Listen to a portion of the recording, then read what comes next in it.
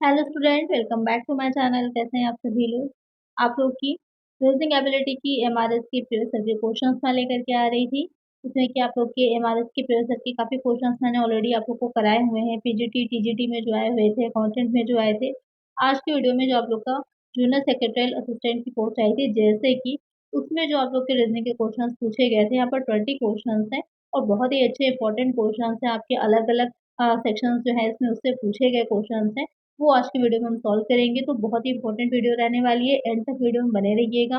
और जितनी भी क्वेश्चंस मैं आप लोग को सॉल्व कराऊंगी जरूर से देखिएगा और खुद भी पहले सॉल्व करने की कोशिश करिएगा, उसके बाद देखिएगा कि कैसे आंसर आया है।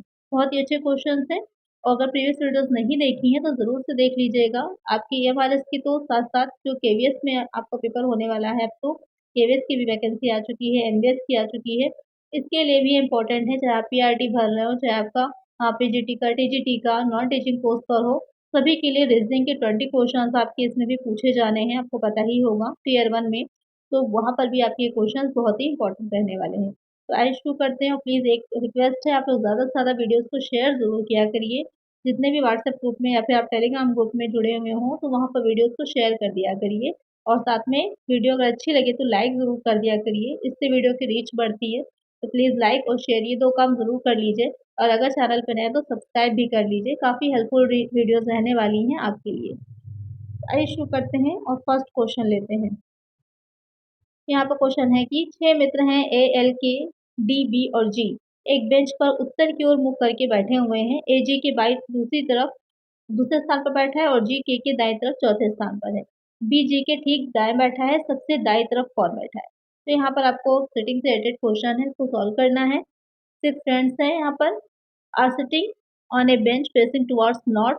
A is sitting second to the left of G and G is sitting fourth to the right of K. B is sitting to the immediate right of G, who is sitting in the extreme left end. आपको यहाँ पर answer में बताना है कि सबसे ज्यादा left पर, लेफ्ट साइड में कौन बैठा हुआ है, ये आपसे क्वेश्चन कह रहा है। बहुत ही इजी सा सिंपल सा क्वेश्चन है।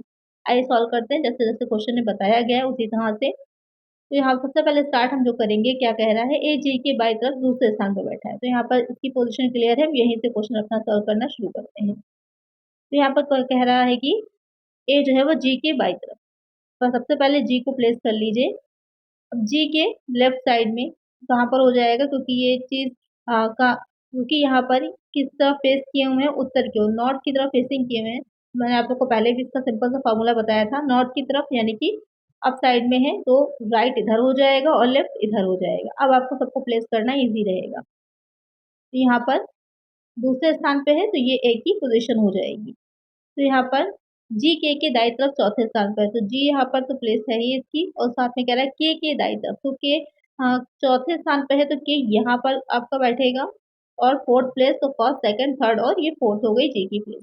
उसके बाद कह रहा है बी जी के ठीक दाएं बैठा है, यानी कि जो बी है वो जी के, तो जी यहाँ पर प्लेस है तो जी के एग्जैक्टली राइट साइड में यहाँ पर उसकी प्लेस हो जाएगी बी की।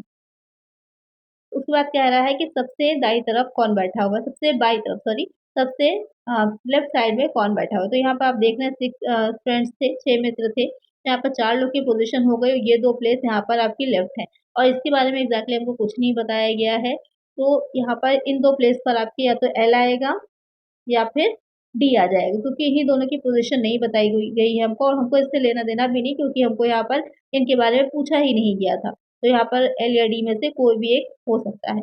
हमको पूछा गया था कि लेफ्ट साइड में कौन है, तो लेफ्ट साइड में कौन है, यहाँ पर आप देखेंगे सबसे लेफ्ट में के आ जाएगा। तो यहाँ पर करेक्ट आंसर हमारा ऑप्शन सेकंड वाला के हो जाएगा। तो इस तरह के क्वेश्चन में जैसे यहाँ पर 2 लोग की प्लेस नहीं दे रखी थी, आपको उससे लेना देना भी नहीं था, क्योंकि यहाँ पर एग्जैक्टली पूछा था कि लेफ्ट साइड में कौन बैठा हुआ है। तो करेक्ट आंसर हमारा ऑप्शन सेकंड है। तो जब सबके बारे में एग्जैक्टली सही सही पोजीशन होती है और कहाँ से हमको क्वेश्चन स्टार्ट करना है सॉल्व करने के लिए, वो हमको क्लियर हो जाता है, तो उस आगे क्वेश्चन को सॉल्व करना आपके लिए इजी होता है। तो अच्छे समझ में आ गया होगा आपको, करेक्ट आंसर हमारा ऑप्शन सेकंड है।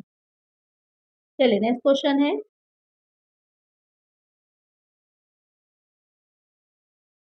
और ये पेपर आप टेक्स्ट बुक से डाउनलोड भी कर सकते हैं, वहाँ पर आपको मिल भी जाएगा। तो अगर आप खुद से सॉल्व करना चाहें तो आप वहाँ से डाउनलोड करके सॉल्व भी कर सकते हैं।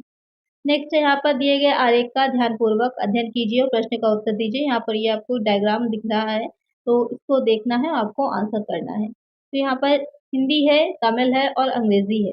तो उसके बारे में दे रखा है और साथ में कहा है कि कम से कम 2 भाषाएँ बोलने वाले व्यक्तियों की संख्या कितनी है। तो जो लोग बच्चे इंग्लिश से हैं, यहाँ पर क्वेश्चन आप पढ़ सकते हैं। Study the given diagram carefully and answer the question. The number in different sections indicates the number of person who speak different languages. तो यहाँ पर इसे सॉल्व करेंगे तो किस तरह से होगा, कम से कम 2। यहाँ पर जो क्वेश्चन में ट्रिक है वो यही पूछा है कि मिनिमम 2 लैंग्वेजेस बोलते हो, मैक्सिमम कितनी बोलते हो? मैक्सिमम 3 ही है, यहाँ पर हिंदी है, तमिल है और अंग्रेजी है। तो मैक्सिमम में आपसे नहीं मतलब है, मिनिमम 2 होनी चाहिए। तो जैसे ये क्या है, हिंदी सिंगल हो जाएगी, यहाँ पर 7 सिंगल है तमिल, और ये इंग्लिश सिंगल हो जाएगी। लेकिन 2 से ज़्यादा तो यहाँ पर कन्फ्यूज़न कहाँ पर होगी कि आप लोग इनको 8 को, 5 को, 9 को तो काउंट करेंगे, 3 को छोड़ देंगे, वही गलत हो जाएगा। मिनिमम पूछा था, मैक्सिमम नहीं। तो यहाँ पर हमें इन चारों को ही काउंट करना है। तो यहाँ पर क्या हो जाएगा, 8 हो जाएगा प्लस 3 प्लस 5 प्लस 9। उसके बाद इन तीनों को सॉरी इन 4 जो है चारों लोग तरह के लोगों को काउंट कर लिया जाएगा। तो जब आप इनको ऐड करेंगे तो कितना आ जाएगा, 25 आ जाएगा। और यही हमारा करेक्ट आंसर है। करेक्ट आंसर हमारा ऑप्शन 3 है। ये जो भी आंसर्स मैं आप लोग को बता रही हूँ, ये ऑफिशियल आंसर की के ही आंसर हैं। तो यहाँ पर बहुत से बच्चों को डाउट रहता है, मैम ये नहीं ये आएगा। तो जो एमआरएस ने आपका एग्जैक्टली बताया था वही आंसर मैं आप लोग को बता रही हूँ। और जो जहाँ पर मुझे डाउट लगता है कि हाँ थोड़ा-सा इसमें कन्फ्यूज़िंग है, तो वो चीज़ भी मैं आप लोग को क्लियर कर देती हूँ कि मेरे अकॉर्डिंग क्या होगा और एमआरएस ने आपको क्या आंसर दिया है। तो यहाँ पर करेक्ट आंसर हमारा ऑप्शन सी वाला होगा 25। चलिए नेक्स्ट क्वेश्चन है। यहाँ पर आपका असर्शन और रीज़न वाला क्वेश्चन है। 2 कथन दे रखे गए हैं, आपको देखकर बताना है कि जो कारण है वो उससे मैच कर रहा है या नहीं कर रहा, उसी के अकॉर्डिंग आपका आंसर रहेगा। तो क्वेश्चन कह रहा है कि इलेक्ट्रिक वाहनों के इस्तेमाल को बढ़ावा दिया जा रहा है। कारण क्या है कि इलेक्ट्रिक वाहन पर्यावरण के अधिक अनुकूल होते हैं। तो बात तो सही कही गई है कि क्यों जो है ज़्यादा इलेक्ट्रिक जो व्हीकल्स हैं उनको प्रमोट किया जा रहा है। Electric vehicles are more environment friendly, क्योंकि वो ज़्यादा एनवायरनमेंट फ्रेंडली होती हैं। तो यहाँ पर अगर आप आंसर की तरफ देखेंगे तो जो हमारा अभिकथन यानी कि assertion है वो भी करेक्ट है, उसकी जो रीज़निंग दी गई है वो भी करेक्ट है कि अब ज़्यादा इसीलिए प्रमोट किया जा रहा है, इससे कि उससे धुआँ नहीं होता है, पेट्रोल की बचत होती है, ये सारी चीज़ें हैं, इस वज़ह से उसको प्रमोट किया जा रहा है। करेक्ट आंसर हमारा ऑप्शन डी वाला होगा कि both A and R true and R is the correct explanation of A. चलिए नेक्स्ट क्वेश्चन है। यहाँ पर भी आपको assertion, अभिकथन और रीज़न दे रखा है। क्वेश्चन क्या है वो देखते हैं। हम हर वर्ष 26 जनवरी को गणतंत्र दिवस मनाते हैं। 26 जनवरी 1947 को भारत ब्रिटिश शासन से मुक्त हुआ था। We celebrate Republic Day on 26 January every year in India become free from British rule on 26 January 1947। तो यहाँ पर एक पॉइंट तो सही कह रहा है आपसे कि जो हम हर वर्ष 26 जनवरी गणतंत्र दिवस 26 जनवरी को गणतंत्र दिवस मनाते हैं, करेक्ट है। हम 26 जैन को अपना रिपब्लिक डे सेलिब्रेट करते हैं, लेकिन उसका रीज़न ये नहीं है कि ब्रिटिश शासन से भारत आज़ाद हुआ था। क्यों हम मनाते हैं? इसलिए हम सेलिब्रेट करते हैं क्योंकि उस दिन हमारा संविधान, हमारा कॉन्स्टिट्यूशन जो था वो लागू हुआ था। और ब्रिटिश शासन से मुक्त कब हुआ था? तो यहाँ पर 1947 डेट तो सही दे रखी है, यहाँ पर ईयर सही है लेकिन डेट गलत हो गई है। 26 जनवरी नहीं 15 अगस्त होनी चाहिए थी। 15 अगस्त को हम आज़ादी स्वतंत्रता दिवस मनाते हैं, इंडिपेंडेंस डे मनाते हैं, ना कि रिपब्लिक डे। और यहाँ पर 26 जनवरी को गणतंत्र दिवस मनाया जाता है। तो यहाँ पर कथन तो सही है लेकिन उसका कारण गलत हो जाएगा। और बहुत ही क्लेवरली उन्होंने क्या किया है, 26 जनवरी ईयर तो सही लिखा है 1947, आप जल्दबाजी में गलत भी कर सकते हैं, तो क्वेश्चन को अच्छे से पढ़ा करिए। तो यहाँ पर करेक्ट आंसर जो होगा हमारा कि ए सत्य है लेकिन आर असत्य हो जाएगा। A is true but R is false. चलिए नेक्स्ट क्वेश्चन है। 6 मित्र हैं अरुणेश, जितेंद्र, चारू, देवांश, प्रदीप और किटू। एक 6 मंजिल इमारत की अलग-अलग मंजिलों पर रहते हैं। चारू सबसे ऊपर वाली मंजिल पर नहीं रहती, प्रदीप की मंजिल के ऊपर केवल 3 मित्र रहते हैं। तो जहाँ पर भी इंपॉर्टेंट पॉइंट दिखे उसको अंडरलाइन कर लिया करिए। तो चारू कहाँ नहीं रहती? सबसे ऊपर वाली मंजिल पे नहीं रहती। प्रदीप की मंजिल के ऊपर केवल 3 मित्र रहते हैं। जितेंद्र की मंजिल के नीचे केवल 4 मित्र रहते हैं। देवेश और प्रदीप की मंजिलों के बीच केवल अरुणेश रहता है। क्या कह रहा है कि 6 friends Arunesh, Jitendra, Charu, Devesh, Pradeep and Kitu live on different floors of a six-floor building. Charu doesn't live on the top floor. Only 3 friends live above Pradeep's floor. Only 4 friends live below Jitendra's floor. Only Arunesh lives between the floor of Devansh and Pradeep. Who lives on the top floor? तो ये question आपसे कह रहा है। तो यहाँ पर हम सिंपल समझ लीजिए कि 6 लोग रह रहे हैं। तो एक अलग-अलग फ्लोर पे वो रह रहे हैं। आपको ये बताना है कि सबसे ऊपरी मंजिल पे कौन रहता है, who lives on the top floor, सबसे ऊपर कौन रहता है। तो सबसे पहले इसको सॉल्व करने के लिए आपको क्या करना है, यहाँ पर फ्लोर जो क्वेश्चन के अकॉर्डिंग अपने फ्लोर डिसाइड कर लीजिए, जो जो आपके बताए होंगे क्वेश्चन में। तो कैसे सॉल्व करेंगे, सबसे पहले यहाँ पर आप सॉल्व करने के लिए लिख लीजिए जो फ्लोर आपके हैं, उससे नीचे से स्टार्ट करते हैं। फर्स्ट फ्लोर हो गया, सेकंड हो गया, थर्ड हो गया, फोर्थ हो गया, फिफ्थ और सिक्स, ये 6 फ्लोर आपके हो गए। अब आपको देखना है कि किस फ्लोर पर कौन रहता है। तो चारों सबसे ऊपर तो नहीं रहती है, तो ऊपर यहाँ पर क्रॉस कर दीजिए चारों के को लिख करके, ताकि आपको याद रहे कि चारों ऊपर सबसे नहीं रहती। अब कैसे हम इसको सॉल्व करेंगे, तो सबसे पहले क्या कह रहा है कि प्रदीप की मंजिल के ऊपर केवल 3 मित्र रहते हैं। यहाँ पर 3 मित्र यहाँ पर ऊपर रहेंगे, तो यहाँ पर ये हो जाएगी थर्ड फ्लोर किसका है, ये प्रदीप का हो जाएगा। उसके बाद क्या कह रहा है, जितेंद्र की मंजिल के नीचे केवल 4 मित्र रहते हैं। तो यहाँ पर फिफ्थ फ्लोर पर किसकी पोजीशन होगी, जितेंद्र की, क्योंकि कहा था कि इनके नीचे जो है 4 लोग रह रहे हैं, तो ये आपके 4 लोग नीचे हो जाएंगे। उसके बाद क्या कह रहा है कि देवांश और प्रदीप की मंजिलों के बीच में केवल अवधेश रहता है। तो यहाँ पर देवांश और प्रदीप, अब देवांश और प्रदीप को आप देखेंगे तो ऊपर की साइड तो जितेंद्र हो गए, तो यहाँ पर हो नहीं सकता। तो नीचे की साइड में आप देखेंगे फर्स्ट फ्लोर किसका हो जाएगा, ये फर्स्ट फ्लोर हो जाएगा देवांश का। और उसके बीच में कौन रह रहा है, कह रहा है अरुणेश रहता है, तो यहाँ पर ये हो जाएगा अरुणेश का। उसके बाद कह रहा है कि चारू सबसे ऊपर नहीं रहती, ये चीज पहले ही कह रखी थी, तो चारू कहाँ पर हो जाएगी, फोर्थ फ्लोर जो है वो चारू का हो जाएगा। अब जो रिमेनिंग होगा वही हमारा सिक्स फ्लोर पर आएगा, क्योंकि मैं क्वेश्चन में भी पूछा था कि टॉप फ्लोर पर कौन रह रहा है, तो कौन सा रिमेनिंग रह जाता है। तो ऑप्शन में अगर आप देखेंगे किटू जो है वो सबसे ऊपर टॉप फ्लोर पर रहती है, तो यहाँ पर करेक्ट आंसर हमारा ऑप्शन फर्स्ट हो जाएगा। तो इस तरह से क्वेश्चन आपसे पूछ रहा था। तो यहाँ पर किटू जो होगी वो सबसे टॉप फ्लोर पर रह रही है, यही हमारा करेक्ट आंसर होगा। करेक्ट आंसर होगा ऑप्शन 1। तो इस तरह के क्वेश्चंस को आपको इस तरह से फोर के अकॉर्डिंग कर लीजिए, तो आपके लिए इजी रहेगा सॉल्व करना। बहुत ही सिंपल सा क्वेश्चन है, ज़्यादा प्रैक्टिस बस ज़्यादा करिए, जो प्रीवियस वीडियोस मैंने कराई हुई हैं उनको अच्छे से प्रैक्टिस करते रहिए, तो उसमें आपको सारे क्वेश्चंस आप इजीली सॉल्व कर ले जाएंगे, क्योंकि कुछ इसी तरह के क्वेश्चंस आपको एमआरएस, केवीएस, एनवीएस तीनों में ही देखने को मिलेंगे। चलिए नेक्स्ट क्वेश्चन है। नेक्स्ट क्वेश्चन भी आपका क्या है, स्टेटमेंट से रिलेटेड ही क्वेश्चन है। क्वेश्चन क्या कह रहा है, यहाँ पर आपको कथन दे रखा है और साथ में आपको ये भी बताया हुआ है उससे रिलेटेड निष्कर्ष। तो इसमें ये भी बहुत इजी सा क्वेश्चन है, क्या निकालना है यहाँ पर हमको। तो यहाँ पे क्वेश्चन क्या कह रहा है कि किसी कोड भाषा में, किसी कोड लैंग्वेज में शी इज ब्यूटीफुल को ये लिखा जाएगा, तो उसी कोड भाषा में रीड ब्यूटीफुल फ्लावर को इस तरह से लिखा जाता है। तो आपको बताना है कि ब्यूटीफुल जो है उसको किस कोड में क्या में लिखा जाएगा, what is the code of beautiful in a certain code language.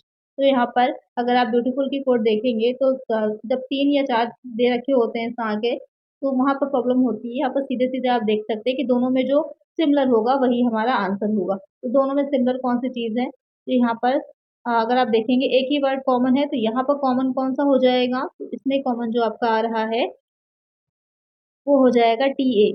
यहाँ पर ये जो टी ए है ये दोनों में कॉमन है, तो यहाँ पर ब्यूटीफुल की मीनिंग क्या रहेगी, तो आप यहाँ पर देखेंगे कि दोनों को मिलाकर ही आप आंसर दे सकते हैं, सिर्फ एक के कथन से आप आंसर नहीं कर पाएंगे। यही क्वेश्चन ने पूछा था कि क्या एक अकेला पर्याप्त है या फिर मिलाकर के आपको आंसर देना है, तो यहाँ पर मिलाकर ही आप आंसर दे सकते हैं, अकेला पर्याप्त नहीं है। तो करेक्ट आंसर हमारे क्या हो जाएगा यहाँ पर, कि फर्स्ट वाला जो कह रहा है या तो कथन एक या अकेले, कथन दो, तो ये वाला तो नहीं है, कथन दो अकेले ही, ये भी नहीं है, दोनों कथन एक और दो एक साथ मिलाकर ही उत्तर देने के लिए आवश्यक है। तो करेक्ट आंसर हमारा ऑप्शन थर्ड वाला हो जाएगा। नेक्स्ट क्वेश्चन है यहाँ पर, तो यहाँ पर आपको यहाँ पर भी कथन दे रखा है और आपको उससे रिलेटेड ये बताना है कि एक अकेले से आंसर निकल सकता है या आपको दोनों चाहिए आंसर देने के लिए। तो इसमें आपका कथन है कि चेतन का रैंक ऊपर से 19वां और अंतिम से 12वां है, 11 छात्रों का रैंक चेतन से कम है। तो अगर आप देखेंगे इसे सॉल्व करने में, आप इंग्लिश में भी देख लीजिए एक बार। इंग्लिश में क्या कह रहा है कि rank of Chetan is 19 from the top and 12 from the last. 11 student got lower rank other than Chetan. तो यहाँ पर अगर आप देखेंगे तो फर्स्ट वाला जो है यहाँ पर कह रहा है कि 19 है टॉप से, और जो है लास्ट से उसका 12 है। तो फर्स्ट वाले से अगर आप निकालना चाहेंगे तो 19 प्लस 12 -1 हो जाएगा, क्योंकि उसको 2 बार काउंट किया गया है। उसके बाद आप इसको सॉल्व करेंगे तो कितना आ जाएगा, 30 स्टूडेंट निकल आएंगे। आपकी टोटल नंबर ऑफ स्टूडेंट निकालना था, यहाँ पर 30 निकल आएंगे। लेकिन जो सेकंड वाला आप देखेंगे कि सिर्फ 11th student got lower rank than Chetan, तो इससे आप जो है नहीं निकाल सकते कि टोटल नंबर ऑफ स्टूडेंट कितने हैं। तो सिर्फ यहाँ पर फर्स्ट ही इनफ है आंसर को निकालने के लिए, सेकंड वाला अपर्याप्त है। तो अगर आप ऑप्शन से देखेंगे तो कौन सा करेक्ट हो जाएगा, आइदर स्टेटमेंट 1 अलोन और स्टेटमेंट 2, तो ये गलत हो जाएगा। Statement 2 alone is sufficient to answer the question, ये भी गलत है। Both statement first and second together necessary to answer the question, ये वाला भी ऑप्शन नहीं रहेगा। जो फोर्थ वाला दे रखा है, statement one alone is sufficient to answer the question while statement second alone is not sufficient, यही हमारा क्या होगा, करेक्ट आंसर हो जाएगा कि सिर्फ स्टेटमेंट वन ही अलोन काफी होगा हमारा आंसर देने के लिए, सेकंड वाला पर्याप्त नहीं है। तो करेक्ट आंसर हमारा ऑप्शन 4 हो जाएगा। चलिए नेक्स्ट क्वेश्चन लेते हैं। यहाँ पे आप देख रहे हैं दिए गए प्रश्न में एक कथन और उसके बाद दो पूर्व धारणाएं आपकी फर्स्ट और सेकंड दे रखी है। आपको यह तय करना है कि पूर्व धारणाओं में से कौन सी या कौन से कथन में निहित है। तो यहाँ पर क्या है कथन कि आईपीएल भारतीय युवाओं के बीच काफी लोकप्रिय है, और पूर्व धारणाएं हैं कि भारतीय वरिष्ठ नागरिकों को आईपीएल पसंद नहीं है, और दूसरा है कि सभी भारतीय युवा आईपीएल मैच देखना पसंद करते हैं। इंग्लिश में भी देख लेते हैं एक बार। यहाँ पर इंग्लिश में कह रहा है कि IPL is popular among the Indian youth, और इसमें अजम्पशन क्या दे रखे हैं, Indian senior citizen do not like IPL, all Indian youth like to watch IPL matches. तो अगर आप ध्यान से देखेंगे क्या कहा है कि आईपीएल जो है वो आज के टाइम में जो यूथ है इंडिया का उसमें ज्यादा, उनके बीच में ज्यादा पॉपुलर है। तो एक चीज तो ये निकल करके आ जाती है कि Indian senior citizen do not, तो एक तरह से भी निकल रहा है मीनिंग इसका कि भारत के जो सीनियर सिटीजन हैं वो आईपीएल देखना बहुत ज्यादा पसंद नहीं करते। सही बात है, क्योंकि ज्यादा पॉपुलर किस में है, यूथ में है। तो all India youth like to watch IPL matches, तो यहाँ पर दोनों ही आपकी पूर्वधारणाएं या assumptions जो है वो करेक्ट आ रहे हैं। तो करेक्ट आंसर में अगर आप देखेंगे तो both first and second are implicit, correct answer हमारा ऑप्शन 1 हो जाएगा। चलिए नेक्स्ट क्वेश्चन है। सबसे अच्छे और इजी यही टाइप के क्वेश्चन आपके रहते हैं जिसमें ज्यादा आपको ध्यान नहीं देना होता। नेक्स्ट वाले में है, एक स्कूल में 6 शिक्षक हैं, भानु, राघव, अब्दुल, शेखर, कुणाल और देवेश। क्योंकि स्कूल में कोई खेल शिक्षक नहीं है, इसलिए प्रत्येक शिक्षक को सप्ताह में 6 दिनों के दौरान खेल की कक्षा लेने के लिए एक दिन आवंटित किया जाता है। रविवार को कोई कक्षा नहीं होगी, यानी कि 6 दिन की क्लास चलती है। अब्दुल राघव के अगले ही दिन की खेल की कक्षा लेता है, भानु शुक्रवार को खेल की कक्षा लेता है, और शेखर बुधवार को खेल की कक्षा लेता है। शेखर के एक दिन बाद कुणाल खेल की कक्षा लेता है। देवेश किस दिन खेल की कक्षा लेता है। बहुत ही सिंपल सा इजी सा क्वेश्चन है कि देयर आर 6 टीचर्स हैं इन स्कूल, यहाँ पर नाम दे रखे हैं। Since there is no game teacher in the school, तो यहाँ पर क्या कर रहे हैं, the teachers is allocated 1 day for taking games class during 6 days of the week. There is no class on Sunday. Abdul takes the games class on the very next day to that of Raghav. Bhanu takes the games class on Friday. अब यहाँ पर भानु का clear आपको बता रखा है कि भानु जो है वो फ्राइडे के दिन क्लास अपनी लेता है। Shekhar takes the games class on Wednesday, और शेखर किस दिन लेगा, वेडनेसडे को लेगा। Kunal takes the games class 1 day after Shekhar, on which day does Devesh take the games class. आपको बताना है कि देवेश जो है वो किस दिन गेम की क्लास लेता है। बहुत ही सिंपल सा क्वेश्चन है, इसको सॉल्व करते हैं।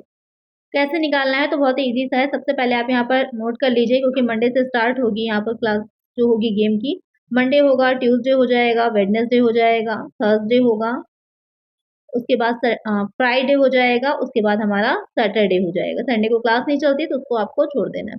उसके बाद यहाँ पर जिसका भी क्लियरली आपको मेंशन है पहले उसको दिखाएंगे कि Bhanu takes the games class on Friday.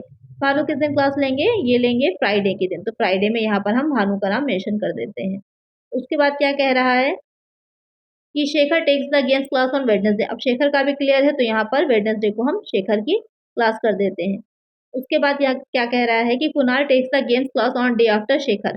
Shekhar के एक दिन बाद जो होगा, यानी अगले दिन जो होगा, कौन क्लास ले रहा है, कुणाल ले रहा है। तो यहाँ पर शेखर के अगले दिन यानी कि थर्सडे के दिन किसकी क्लास हो जाएगी, कुणाल की क्लास हो जाएगी।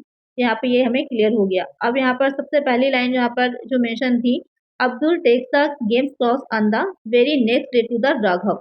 अब्दुल जो है वो राघव के नेक्स्ट डे जो होगा क्लास लेगा। तो यानी कि अब्दुल अगर मंडे में लेते हैं, क्योंकि यहाँ पर उसके नेक्स्ट डे कुछ बचता ही नहीं है, तो यहाँ पर हो जाएगी मंडे के दिन अब्दुल की क्लास, और उसके नेक्स्ट डे हो जाएगी किसकी, यहाँ पर राघव की क्लास, क्योंकि नेक्स्ट डे रहते हैं तो यहाँ पर हो जाएंगे ट्यूसडे के दिन राघव। अब आपके पास कौन सा डे बच जाता है, सैटरडे बचता है। तो देवेश किस दिन क्लास लेंगे, सैटरडे के दिन लेंगे। तो यहाँ पर आपने सबकी ही क्लास क्या की, यहाँ पर एलोकेट कर दी कि कौन से दिन कौन क्लास लेगा। और आपसे क्वेश्चन में देवेश को भी पूछा था, तो किस दिन हो जाएगा आंसर, सैटरडे हो जाएगा, शनिवार को। तो एक आंसर हमारा ऑप्शन 1 हो जाएगा। तो बहुत ही ईजी से क्वेश्चन होते हैं, डिफिकल्ट नहीं होते। निकालने का तरीका सबसे इजी ये होगा कि जो आपके क्लियरली मेंशन है उसको लेकर के चलिएगा। जैसे यहाँ पर 2 लोगों का क्लियरली मेंशन था, तो उसको लेकर के हम चले, उसी से हमारे बाकी के सारे ऑप्शंस निकलते चले जाएंगे। करेक्ट आंसर हमारा ऑप्शन 1 हो जाएगा। नेक्स्ट क्वेश्चन में आपसे बता रहा है कि इस प्रश्न में 2 कथनों के बाद 2 निष्कर्ष फर्स्ट और सेकंड दिए गए हैं। दिए गए कथनों के आधार पर पता लगाइए कि कौन से निष्कर्ष जो है वो निश्चित रूप से सत्य हैं। तो यहाँ पर इस तरह के क्वेश्चंस पहले भी मैं आप लोग को सॉल्व करवा चुकी हूँ। तो सबसे पहले इसको आपको सॉल्व करना होता है, यानी कि इसको हम एक लाइन में बनाएँगे जो आपके क्वेश्चन में मेंशन है उसी के अकॉर्डिंग। तो यहाँ पर अगर आप इसको लिखेंगे, जी से स्टार्ट करते हैं, तो जी इज़ लेस देन एल हो जाएगा, यहाँ पर आ जाएगा एल इज़ लेस देन या फिर इक्वल टू क्यू हो जाएगा यहाँ पर। उसके बाद इसको आप क्यू से यहाँ पर टी से ऐड करना है आपको, तो यहाँ पर क्यू जो है वो टी से छोटा है। तो इस तरह से हमारा बना लेंगे और टी इक्वल है डब्ल्यू के। तो ये आपकी पूरी क्या हो जाएगी, एक हमारी इक्वेशन पूरी बन गई। अब यहाँ पर निष्कर्ष जो है उसको आपको देखना है कि करेक्ट है या नहीं आ रहा है। तो जी का क्या है, जी इज़ लेस देन टी आ रहा है। तो अगर आप यहाँ पर देखेंगे जी इज़ लेस देन टी, तो यहाँ पर करेक्ट हो जाएगा कि जी जो है वो टी से छोटा है, क्योंकि सारे साइन जो है वो टी की तरफ की हैं। जिधर आप लोग को ऐसे तो पता ही होगा, जिस तरफ का मुँह जो खुला हुआ होता है, बच्चों वाली तरह से समझाते हैं अगर, जिस साइड से बड़ा खुला हुआ होता है वो एरिया जो होता है बड़ा होता है, वो पक्ष बड़ा हो जाता है, दूसरा वाला छोटा होता है। तो टी इज़ ग्रेटर देन जी हो जाएगा। तो ये पहला वाला निष्कर्ष सत्य है। और दूसरा वाला जो कह रहा है कि डब्ल्यू और एल के बीच में, तो डब्ल्यू और एल में अगर आप देखेंगे तो यहाँ पर ये कह रहे हैं कि W is greater than L हो जाएगा, ग्रेटर देन या इक्वल टू एल हो जाएगा। तो यहाँ पर लेकिन यहाँ पर अगर आप देखेंगे तो इस एल और डब्ल्यू के बीच में ये चीज़ क्लियरली मेंशन नहीं हो रही है, जो कि आपकी फर्स्ट वाले में हो रही थी, तो ये वाला पॉइंट हमारा असत्य हो जाएगा। तो करेक्ट जो हो जाएगा वो हमारा ऑप्शन फर्स्ट होगा, तो केवल निष्कर्ष एक जो है वो ही हमारा सत्य होगा। करेक्ट आंसर हमारा ऑप्शन 4 वाला हो जाएगा। चलिए नेक्स्ट क्वेश्चन यहाँ पर लेते हैं। नेक्स्ट क्वेश्चन है, 6 मित्र हैं विनय, कपिल, सुमन, मुकुल, नैना और डेविड। एक वृत्त के चारों ओर केंद्र से बाहर की ओर, यहाँ पर ध्यान दीजिएगा कि केंद्र की तरफ नहीं है, केंद्र से बाहर की ओर मुँह करके बैठे हैं। मुकुल विनय के बाईं तरफ तीसरे स्थान पर बैठा है और सुमन विनय के ठीक बाईं तरफ बैठी है। डेविड और विनय के बीच केवल नैना बैठी है। डेविड के दाईं तरफ दूसरे स्थान पर कौन बैठा या बैठी है? 6 फ्रेंड्स हैं, विनय, कपिल, सुमन, Mukul, Nana and David are sitting around a circle facing away from the center. Mukul is sitting third to the left of Vinay and Suman is sitting to the immediate left of Vinay. Only Nana is sitting between David and Vinay, who is sitting second to the right of David. तो आपको बताना है कि David के दाईं तरफ दूसरे स्थान पर कौन बैठा है। तो सबसे पहले यहाँ पर आप एक सर्किल बना लीजिए, क्योंकि हमें सर्किल में ही बैठने को बताया है, एक वृत्त होना चाहिए। उसके बाद यहाँ पर क्या कह रहा है कि 6 फ्रेंड्स हैं, तो 6 फ्रेंड्स की आपको क्या करनी है, पोज़ीशन भी बना लेनी है, जिससे कि आप आसानी से उनको बैठा पाएँगे। तो यहाँ पर ये 6 फ्रेंड्स हो गए हमारे। अब क्या कह रहा है कि सेंटर से बाहर की तरफ उनका फेस है, तो बाहर की तरफ जब फेस होता है, तो मैंने आप लोग को बताया था इस तरफ चलते थे, जब सेंटर की तरफ होता था तो इधर चलते थे तो लेफ्ट हो जाता था, लेकिन यहाँ पर हमारा उल्टा हो जाएगा, क्योंकि बाहर की तरफ फेस है, तो अगर इस तरफ चलेंगे तो राइट हो जाएगा और इस तरफ चलिएगा तो लेफ्ट हो जाएगा। तो अब यहाँ पर आपको लेफ्ट और राइट में कन्फ्यूज़न नहीं होगी। तो अब क्वेश्चन को सॉल्व करते हैं। सबसे पहले यहाँ पर किसकी पोज़ीशन क्लियर है उसी को लेके चलेंगे।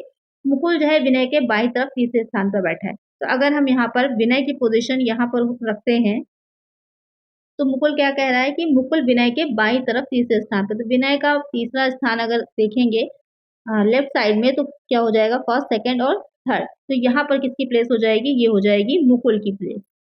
उसके बाद क्या कह रहा है क्वेश्चन में आपसे, और सुमन विनय के ठीक बाईं तरफ बैठी है, तो सुमन विनय के लेफ्ट साइड विनय का कौन सा हो जाएगा, ये प्लेस हो जाएगी सुमन की।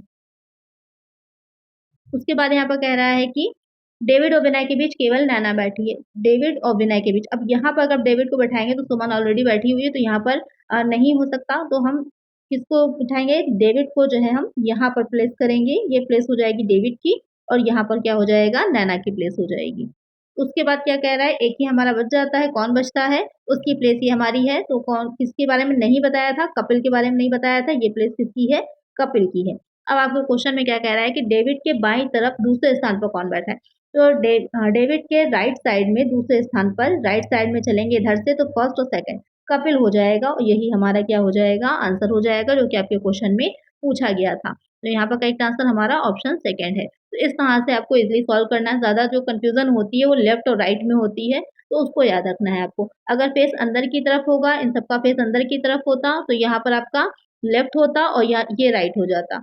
इस तरफ चलने पर लेफ्ट होता और इस तरफ चलने पर राइट होता। अब यहाँ पर क्या था, यहाँ पर उल्टा सिचुएशन थी कि आपकी जो फेस जो था वो अंदर की तरफ ना होकर के बाहर की तरफ था, आउटर था। तो यहाँ पर क्या हो गया, इस साइड चलेंगे तो राइट हो जाएगा और इधर चलेंगे तो लेफ्ट हो जाएगा। बस आपको इतना ही अच्छे से याद रखना है, आप सबको आसानी से 6 लोगों को कहे, 8 लोगों को कहे, आप ईज़िली बैठा लेंगे। तो यहाँ पर करेक्ट आंसर हमारा ऑप्शन सेकंड हो जाएगा। अगर समझ में आ गया है, वीडियो अच्छी लग रही है, लाइक ज़रूर से कर दीजिएगा। चलिए नेक्स्ट क्वेश्चन लेते हैं।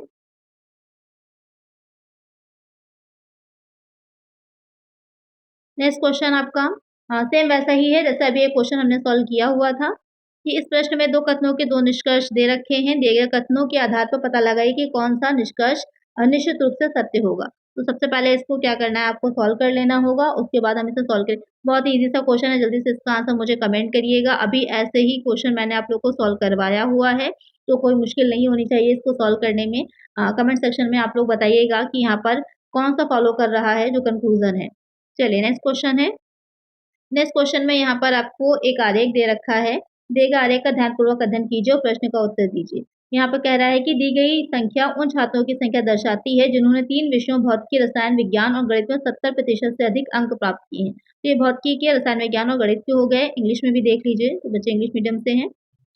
Study the given diagram carefully and answer the question. The number in different sections indicate the number of students who has scored more than 70% in 3 subjects: physics, chemistry and mathematics.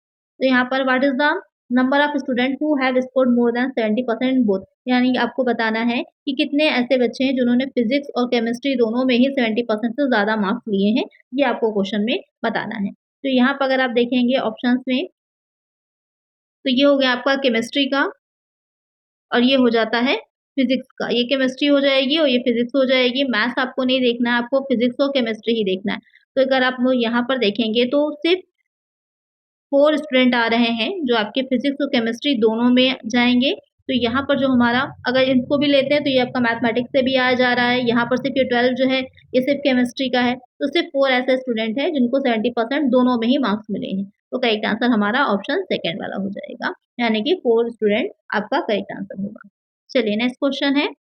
यहाँ पे क्या कह रहा है कि a plus B का अर्थ क्या होता है? ए बी की पत्नी है। तो मैं पहले भी आप लोग को बता चुकी हूँ, इसको सॉल्व करना। प्लस का मीनिंग क्या हो जाएगा? वाइफ हो जाएगा। इस तरह से क्वेश्चन को पढ़ते टाइम में लिखते जाइए, आपका टाइम सेव होता है।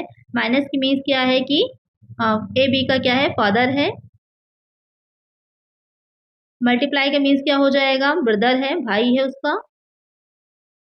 और उसके बाद यहाँ पर डिवाइड की मीनिंग क्या हो जाएगी? डॉटर है।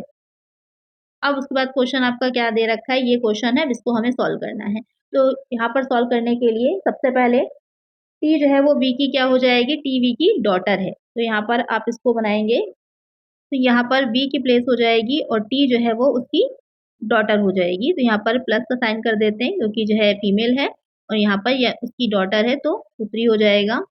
उसके बाद क्या कह रहा है कि बी जो है वो क्यू का ब्रदर है यानी कि भाई है। वी जो है वो किसका भाई है? क्यू का भाई है। तो यहाँ पर भाई है तो मीन्स क्या हो जाएगा? माइनस यानी कि मेल हो जाएगा। उसके बाद क्या कह रहा है कि क्यू जो है वो एस की डॉटर है। अब क्यू जो है वो एस की डॉटर है यानी कि यहाँ पर ऊपर आप आ जाएँगे, ये एस का हो जाएगा और डॉटर है तो प्लस का यहाँ पर साइन आ जाएगा। उसके बाद नेक्स्ट कह रहा है कि एस जो है वो एम की वाइफ है। एस जो है वो किसकी वाइफ है? वो हो जाएगी एम की वाइफ। तो यहाँ पर एम को कर दीजिए, ये प्लस का हो गया फीमेल हो जाएगा। वाइफ है तो यहाँ पर वाइफ लिख लेते हैं और ये माइनस हो जाएगा क्योंकि मेल की बात हो रही है। एम माइनस एफ का मतलब क्या हो जाएगा? एम जो है वो एफ का फादर है, पिता है। तो यहाँ पर ये हो जाएगा एफ का क्या हो जाएगा? पिता। तो अब यहाँ पर क्वेश्चन में अगर आप ध्यान से देखेंगे, बी क्यू का भाई है और क्यू जो है वो एस की क्या है? डॉटर है और एफ भी क्या है? उससे उसका ही बेटा है। तो यहाँ पर क्या होगा? बी क्यू एफ क्या है? आपस में तीनों ही भाई-बहन की बात हो रही है। अगर आप ध्यान से देखेंगे यानी कि एफ जो है वो एस का ही क्या होगा? बेटा या बेटी, क्योंकि क्वेश्चन में कुछ क्लियरली मेंशन नहीं है। तो यहाँ पर वो उसी से ही रिलेटेड हो जाएगा आपका। उसके बाद यहाँ पर किसके बीच में रिलेशन बताना है? एम टी से किस प्रकार संबंधित है? ये जो एम है वो टी से किस प्रकार संबंधित है? तो आप देखेंगे टी के जो फादर हैं, एम जो है उनके भी फादर हैं, क्योंकि यहाँ पर आपको को ग्रैंड फादर वाला कोई ऑप्शन या ग्रैंड चाइल्ड वाला कोई ऑप्शन दे नहीं रखा है, तो सीधे-सीधे फादर्स फादर आपका आंसर हो जाएगा, पिता के पिता। ये एक आंसर हमारा ऑप्शन 4 होगा। अब यहाँ पे कन्फ्यूज़ करने के लिए केवीएस हो, एमआरएस हो या फिर एनवीएस हो, आपको इसी तरह से दे रखा होगा, डायरेक्टली नहीं बताएगा कि जो है दादा या दादी या पुत्र डायरेक्ट आंसर में होता है, लेकिन यहाँ पर नहीं मेंशन होगा। यहाँ पर फादर्स फादर दे रखा होगा। तो यहाँ पर करेक्ट आंसर हमारा ऑप्शन 4 है। तो बस अच्छे से आपको इस तरह से पूरा ट्री बनाना है, तभी आप इसको सॉल्व कर पाएँगे। करेक्ट आंसर हमारा ऑप्शन 4 रहेगा। चलिए नेक्स्ट क्वेश्चन है। नेक्स्ट क्वेश्चन है यहाँ पर, अर्पित ने अपने कार्यालय से चलना शुरू किया और 2 किलोमीटर पश्चिम की ओर चला, फिर दाएं मुड़ा और 2 किलोमीटर चला और फिर बाएं मुड़ गया और 3 किलोमीटर चला। वहां से उसने एक बस ली है जो सीधे उत्तर दिशा की ओर गई और इस बस से वह 10 किलोमीटर की दूरी तय करके अपने घर पहुंचा। उसके घर और कार्यालय के बीच की न्यूनतम दूरी कितनी है, आपको ये बताना है। यहाँ पर कह रहा है कि Arpit started from his office and travelled 2 kilometre towards west when he turned right and traveled 2 kilometers and then turned left and traveled 3 kilometers. From there, he took a bus which traveled straight towards north and he traveled 10 kilometers by this bus and reached his home. What is the shortest distance between his home and office? बहुत ही important और अच्छा question है। बहुत ही ध्यान से इस question को पूरा देखिएगा कि किस तरह से सॉल्व किया गया है, क्योंकि बहुत ही इंपॉर्टेंट है। यहाँ पर सबसे पहले आपको क्या करना है, बेसिक सी चीज़ जो मैं आप लोग को सबसे स्टार्टिंग में बताती हूँ, यहाँ पर इंडिकेशन के लिए बना लीजिए, जिससे कि आपको डायरेक्शन में कोई कंफ्यूजन ना रहे और आपका आंसर गलत ना होने पाए। अक्सर ये होता है, यहाँ पर मिस्टेक हो जाती है और आंसर गलत हो जाता है और एग्जाम में कंफ्यूजन होती है। उसके बाद अब सबसे पहले क्या कहा है कि अर्पित ने अपने कार्यालय से चलना शुरू किया 2 किलोमीटर पश्चिम की ओर, वेस्ट की तरफ वो जा रहा है। तो यहाँ पर अगर आप इसको फिगर को बनाएंगे तो ये हो जाएगा 2 किलोमीटर वो चला है वेस्ट की ओर। उसके बाद क्या कह रहे हैं कि फिर दाएं मुड़ा है और 2 किलोमीटर फिर वो चला है। दाएं मुड़ने के बाद फिर वो 2 किलोमीटर, तो यहाँ पर आने के बाद जब वो राइट साइड में मूव करेगा तो ये इतना 2 किलोमीटर यहाँ पर वो चलेगा। उसके बाद कह रहा है फिर वो वहाँ से बायां मुड़ गया और 3 किलोमीटर चला। अब यहाँ से अगर वो लेफ्ट की तरफ मुड़ेगा तो ये वाला हो जाएगा उसका लेफ्ट और यहाँ पर वो कितना चला है, 3 किलोमीटर चला है। उसके बाद कह रहा है कि वहाँ से वो उसने एक बस ली है जो सीधे उत्तर दिशा की ओर गई है और इस बस से वो कितना चला है, 10 किलोमीटर चला है। यहाँ से वो कितना चलेगा, वो यहाँ से पूरा एग्जैक्टली चलेगा 10 किलोमीटर। ये वाला जो हिस्सा है उसका वो 10 किलोमीटर यहाँ पर वो चला। अब कह रहा है कि अपने वहाँ से वो अपने घर पहुँच गया, तो यहाँ पर वो होम स्वीट होम जो है उसका, वहाँ वो पहुँच गया है। उसके घर और कार्यालय के बीच की दूरी न्यूनतम कितनी है? तो उसका कार्यालय ऑफिस जो है वो यहाँ पर था और उसका घर जो है वो यहाँ पर है। अब इसके बीच की आपको दूरी बतानी है, डिस्टेंस बताना है। तो आप देखेंगे यहाँ पर कि क्या हो रहा है, डिस्टेंस बहुत ही अलग-अलग तरह से आ रहा है, तो आपके लिए मुश्किल है। तो इसको हमें कैसे निकालना है वो समझिए। यहाँ पर इसको निकालने के लिए हम क्या करेंगे, तो अगर आप यहाँ पर देखेंगे निकालने के लिए, तो उसका जो डिस्टेंस आएगा, सबसे पहले आप इसको काउंट कर लीजिए। ये यहाँ पर हो गया। अगर ये पूरा अगर आप देखेंगे 10 किलोमीटर ये है और 2 किलोमीटर हमारा ये वाला पोर्शन था, तो टोटल मिला करके कितना आपका आ रहा है, 12 किलोमीटर आ रहा है। एक-एक पॉइंट को समझते जाइएगा, नहीं तो कन्फ्यूज़न आपको होगी। ये 10 किलोमीटर हो गया यहाँ तक का। उसके बाद यहाँ से यहाँ तक का जो ये वाला डिस्टेंस था, तो 2 किलोमीटर और ऐड किया हमने, तो हमारा 12 किलोमीटर बना। उसके बाद यहाँ पर अगर आप देखेंगे 2 किलोमीटर तक वो यहाँ पर आया था और यहाँ से अगर यहाँ तक की बीच की डिस्टेंस अगर आप देखेंगे 2 किलोमीटर ये हो गई और 3 किलोमीटर यहाँ पर ऑलरेडी क्वेश्चन में गिवन है। तो यहाँ पर 3 और इस 5 को अगर आप ऐड करते हैं तो कितना हो जाएगा, टोटल आपका यहाँ पर हो जाएगा, अगर पूरी यहाँ से यहाँ तक की पूरी दूरी आप देखेंगे तो ये हो जाएगी 5 किलोमीटर की, 5 किलोमीटर की। उसके बाद अब आपको क्या निकालना है, आपको ये डिस्टेंस निकालना है, ये वाला आपको डिस्टेंस निकालना है। अब आपको याद आया होगा, मैंने आप लोग को पहले भी बताया है कि पाइथागोरस थ्योरम जो होता है उससे कैसे इस तरह के क्वेश्चंस को सॉल्व किया जाता है। जब आपको बेस दे रखा हो और आपको निकालना क्या होता है, डायगोनल यानी कि विकर्ण जो होता है उसकी निकालनी होती है, तो कैसे निकाला जाता है उसे, तो उसको निकालने का मैंने आप लोग को एक फ़ॉर्मूला बताया था। कौन-सा बताया था? तो के स्क्वायर इज़ इक्वल टू हो जाता है ए स्क्वायर प्लस एल स्क्वायर, ये फ़ॉर्मूला था। तो यहाँ पर हमको के इसकी दूरी ही निकालनी है यहाँ पर। ए स्क्वायर यानी कि जो आधार है आपका, बेस आपको पता है कितना हो जाएगा, 5 स्क्वायर हो जाएगा। लंब यहाँ पर जो होता है उसकी भी हमको पता है कितनी है, 12 हो जाएगी, तो 12 स्क्वायर हो जाएगा। अब इसको सॉल्व करिएगा तो यहाँ पर इसको स्क्वायर करेंगे कितना आएगा, 25 और यहाँ पर इसको स्क्वायर करेंगे कितना आएगा, 144 आ जाएगा। और ये आपका ऐसे ही एज़ इट इज़ हो जाएगा। अब इसको क्या करिए, ऐड कर लीजिए। ऐड करेंगे तो कितना हो जाएगा, यहाँ पर 9 आएगा, 6 आएगा, 1 आ जाएगा। उसके बाद अब जब ये स्क्वायर यहाँ से हटेगा तो ये यहाँ पर रूट लग जाएगा। जब ये रूट लगेगा तो आप इसको देखेंगे किसका रूट है, तो ये रूट हो जाएगा 13 का, 13 का रूट हो जाएगा और यही 13 क्या होगी, इसकी डिस्टेंस होगी 13 किलोमीटर। यही हमारा आंसर है। तो करेक्ट आंसर हमारा ऑप्शन 1 हो जाएगा। बहुत ही अच्छा क्वेश्चन है, इम्पोर्टेंट है, बहुत अच्छे से देखिएगा, नहीं समझ में आया हो दोबारा से देखिएगा इस क्वेश्चन को और उसके बाद उसको सॉल्व करिएगा, क्योंकि अगर इस तरह का क्वेश्चन एग्ज़ाम में आ गया तो वहाँ पर बहुत कम टाइम में आपको प्रॉब्लम होगी और शायद आप ना भी निकाल पाएँ और कोई इतना डिफ़िकल्ट नहीं है, एक बार आपको मेथड अच्छे से समझ में आ गया, तो आप आसानी से निकाल ले जाएँगे। तो यहाँ पर करेक्ट आंसर हमारा ऑप्शन फर्स्ट वाला हो जाएगा। चलिए नेक्स्ट क्वेश्चन है, सुष्मिता की ओर इशारा करते हुए एक पुरुष ने कहा कि वह मेरी बेटी के दादा की इकलौती बेटी है। वह पुरुष सुष्मिता से कैसे संबंधित है? Pointing to Sushmita, a man said, "She is the only daughter of my daughter's paternal grandmother. How is that man related to Sushmita?" तो यहाँ पे आपको बताना है कि वो जो पुरुष है जो कि इंडिकेट कर रहा है, इशारा कर रहा है, वो सुष्मिता से कैसे रिलेटेड है या उसका क्या लगता है? यहाँ पर ये क्वेश्चन आपसे कह रहा है। तो सबसे पहले यहाँ पर जो व्यक्ति है जो कि कह रहा है उसको लेकर के हम चलते हैं। तो यहाँ पर कह रहा है कौन? एक मेन है यानी कि एक पुरुष है वो कह रहा है, यहाँ पर साथ लिख लीजिए क्योंकि नाम तो बताया नहीं गया है।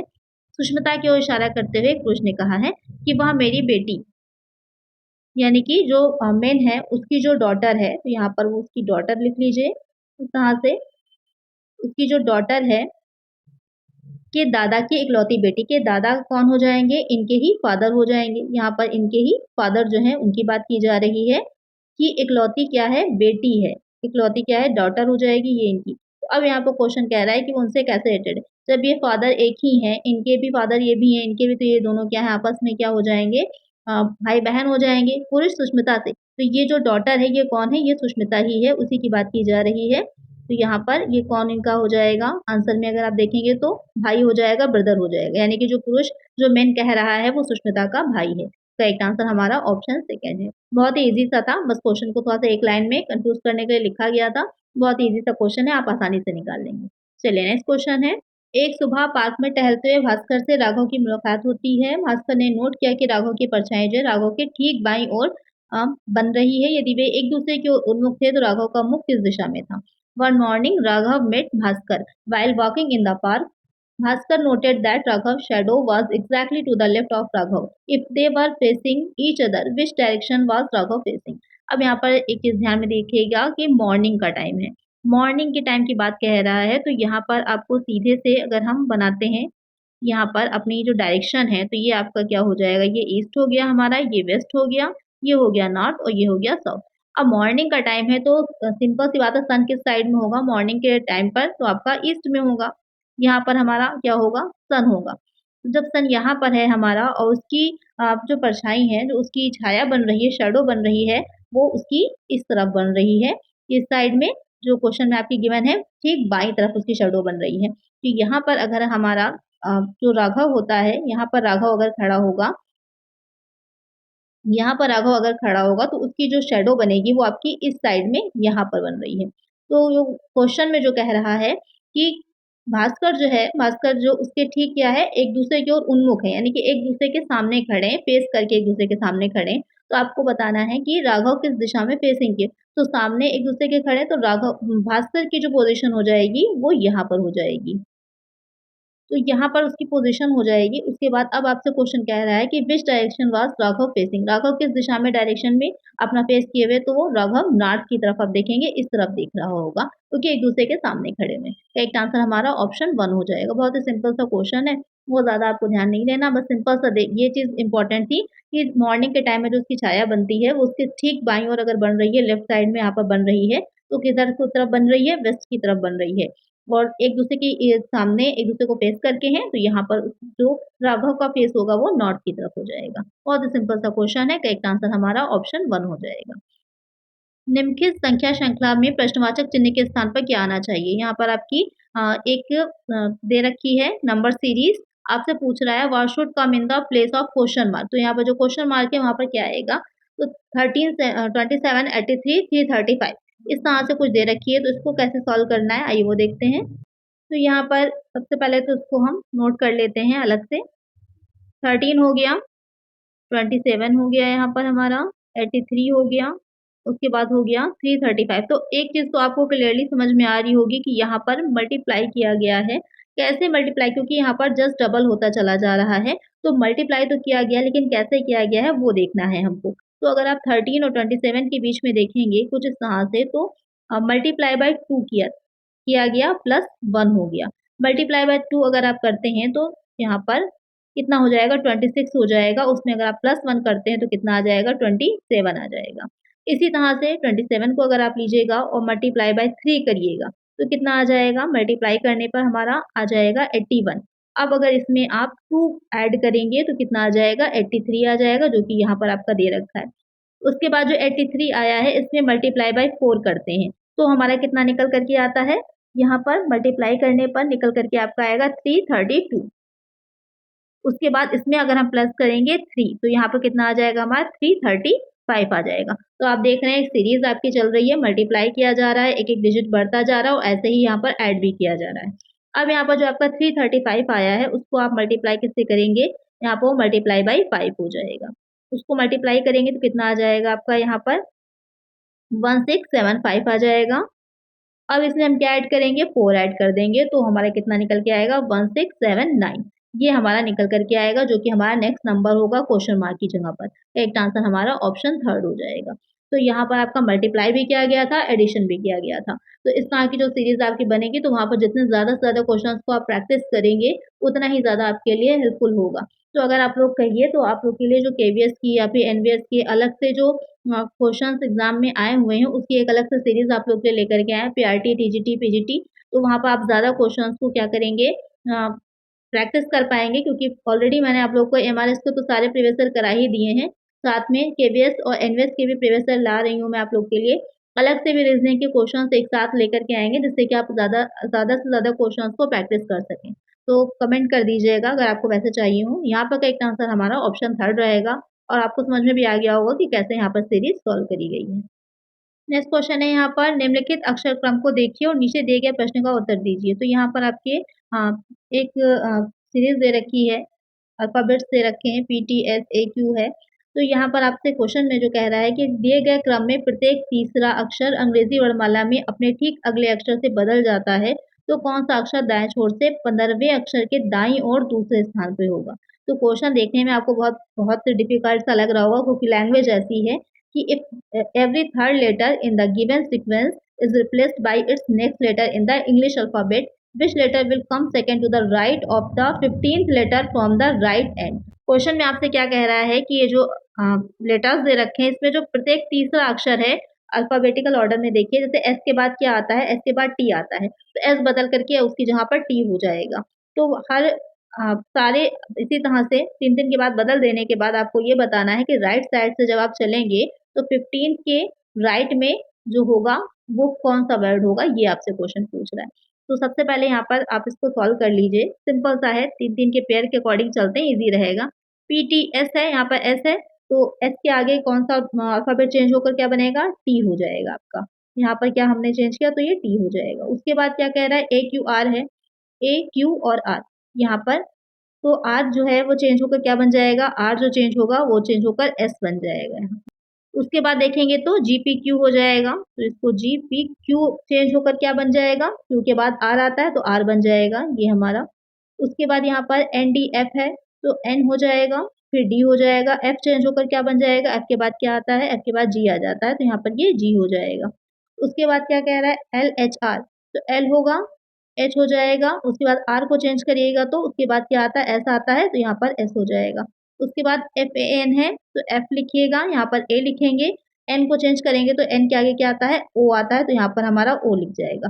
तो इस तरह से आपके चेंज होकर आ गए। अब क्वेश्चन में क्या कह रहा है कि राइट साइड से आप 15वां देखेंगे तो 3-3 के पेयर हमने बना लिए, काउंट करना हमें ईज़ी हो जाएगा। तो 3 6 हो जाएगा, यहाँ पर 9 हो जाएगा, उसका 12 हो जाएगा, ये 15 हो गया, A की बात की जा रही है। अब A के भी क्या कह रहा है, राइट साइड में, तो मैंने आप लोग को पहले ही बताया था जब एक ही डायरेक्शन की बात होगी तो वहाँ पर माइनस कर दिया जाएगा। 15 माइनस क्या हो जाएगा, सेकंड लेटर क्योंकि कहा था तो सेकंड लेटर -2 हो जाएगा, 13 लेटर होगा वही हमारा आंसर होगा। तो 13 लेटर यहाँ पर 15 है, 13 कौन सा है, एस हो जाएगा। तो यही हमारा करेक्ट आंसर हो जाएगा, करेक्ट आंसर ऑप्शन सेकंड हो जाएगा। बहुत ही ईज़ी सा था, यहाँ पर लिखकर मैंने आप लोग को बताया ताकि ईज़ी रहे, आपको एग्जाम में निकालना है कि 3-3 के पेयर के अकॉर्डिंग चेंज कर लीजिएगा, आपको काउंटिंग भी ईज़ी हो जाएगी और चेंज करना भी आपके लिए आसान रहेगा। उसके बाद जैसा क्वेश्चन में अगर हमारा राइट और लेफ्ट होता तो ऐड कर देते, राइट और राइट की बात की जा रही थी इसलिए हमने लेस कर दिया। 13th वाला जो होगा वही हमारा आंसर हो जाएगा। करेक्ट आंसर हमारा ऑप्शन सेकंड है। सबसे ईज़ी से ईज़ी वे में मैं आप लोग को समझा रही हूँ, जिससे कि जो बच्चे बिल्कुल भी रीज़निंग जिनको नहीं आती है, उनके लिए भी क्वेश्चंस बहुत ही ईज़ी हो जाएँ। नेक्स्ट क्वेश्चन में यहाँ पर आपको इस प्रश्न में 3 कथन दिए हैं, जिसके बाद 2 निष्कर्ष फर्स्ट और सेकंड दिए गए हैं। कथनों को सत्य मानते हुए भले ही वे सामान्य ज्ञात तथ्यों से भिन्न प्रतीत होते हैं, निर्णय कीजिए कि कौन-सा या कौन-से निष्कर्ष तार्किक रूप से कथनों का अनुसरण करते हैं। सभी कार बसें हैं, सभी बस खिलौने हैं, सभी खिलौने उपहार हैं। तो ऑल की ही बात हो रही है, इसको बनाना बहुत ही ईज़ी होगा। कैसे बनाते हैं देख लीजिए। यहाँ पे इंग्लिश में भी देख लेते हैं। All cars are buses, all buses are toys, all toys are gifts. तो इसको सॉल्व करने के लिए आपको क्या करना है, सिंपल सा यहाँ पर क्या कह रहा है कि जो ऑल कार हैं, यानी कि ये जो कार हैं जितनी भी सारी, वो सब क्या हैं? वो सारी ही क्या हैं? बसेस हो जाएँगी। तो यहाँ पर इनको आप इस तरह से बना लीजिए, ये क्या हो जाएगा? ये सारी ही क्या हैं? ये बसेस हो जाएँगी। तो ये इसमें चला जाएगा। उसके बाद क्या कह रहा है? ऑल बसेस आर टॉयज़, जितनी भी बसेस हैं वो सब क्या हैं? वो सब क्या हैं? टॉयज़ हैं। तो इसमें हम इसी में ऐड कर लेते हैं, ये हमारे सारी क्या हो जाएँगे? टॉयज़ हो जाएँगे। उसके बाद कह रहा है कि ऑल टॉयज़ आर गिफ्ट, जितने भी टॉयज़ हैं वो सब क्या हैं? वो गिफ्ट हो जाएँगे। तो ये इसी में ही ऐड होकर के ये इस तरह के कुछ आपका फिगर बन जाएगा। उसके बाद क्वेश्चन क्या कह रहा है, जो इसके कंक्लूज़न निकल रहा है उसको देखते हैं कि ऑल कार्स आर गिफ्ट, सभी कारें क्या हैं? गिफ्ट हैं। तो यहाँ पर सही हो जाएगा, सभी कारें क्या हैं? गिफ्ट हैं। जब अंदर से बाहर की तरफ चलते हैं तो ऑल का लगता है, तो करेक्ट हो जाएगा यहाँ पर पहला conclusion. Some toys are cars, कुछ टॉयज़ जो हैं वो कार्स हैं। तो यहाँ पर जब बाहर से अंदर की तरफ चलेंगे तो सम का वाला हो जाता है, तो ये वाला भी करेक्ट हो जाएगा। तो दोनों ही आप कंक्लूज़न देखेंगे कि करेक्ट हो जाएँगे, तो both conclusion first and second follows, दोनों निष्कर्ष फर्स्ट और सेकंड क्या है? अनुसरण करते हैं। तो बहुत ही ईज़ी सा क्वेश्चन था। इस वीडियो में आपने देखा कि कुछ कुछ क्वेश्चंस बहुत ही ईज़ी से थे और कुछ क्वेश्चंस आपके डिफ़िकल्ट भी थे। तो दोनों ही तरह के क्वेश्चंस आपके एग्ज़ाम में देखने को मिलेंगे। कुछ बहुत ही इम्पोर्टेंट क्वेश्चंस मैंने इसमें सॉल्व करवाए हैं। अगर आपको नहीं समझ में आया तो दोबारा से उसको देखिएगा, दोबारा से खुद से सॉल्व करिएगा। आपको कई बार प्रैक्टिस करिएगा, अच्छे से समझ में आ जाएगा। तो आज की वीडियो में इतना ही। अगर वीडियो अच्छी लगी है तो लाइक प्लीज़ ज़रूर से कर दीजिएगा, बहुत कम लाइक आते हैं। लाइक ज़रूर से कर दिएगा, ज़्यादा से ज़्यादा वीडियो को शेयर करिएगा। और अगर आप चैनल पे नए हैं तो सब्सक्राइब भी ज़रूर कर लीजिएगा। मिलते हैं नेक्स्ट वीडियो में। Thank you.